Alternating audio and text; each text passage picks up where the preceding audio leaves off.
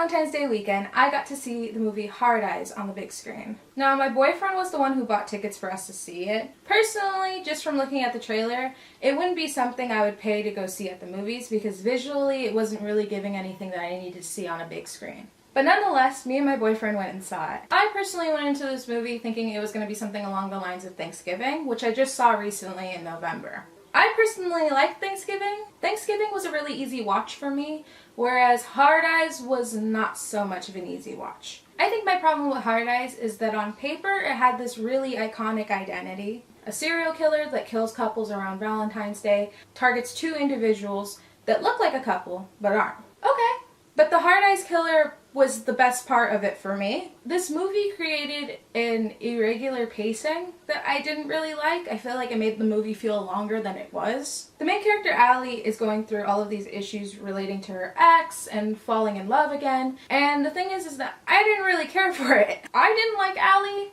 as a character. So anytime they had scenes where they were talking about Allie's love life, they kind of seemed to drag out. Whereas with the Hard Eyes scenes, they were very fast-paced. The writing on this film, as well as the way that some of the scenes were shot, it kind of came off as a Netflix movie. Like, I genuinely think this movie would have been great on streaming, but seeing it in theater made it feel like I was wasting my money. I also had a problem with the Hard Eye Killer's motive, or should I say Hard Eye Killers, since there's multiple. Their motive being that they did all of this for a fetish, fine, whatever. But there's no evidence to support that. I mean, I don't think it's a terrible reason to kill people, but there was nothing to back it up. And I mean, the ending of the movie did come off as like a copycat of Scream, but it just wasn't written very well. And no offense to Devon Sawa, but as soon as I saw him come up on screen, I kind of had a feeling how this movie was gonna go. I think they had a good idea. The execution isn't what it should have been. I give it 1 star. For my full review of this movie, go to my Tumblr and the link in the bio.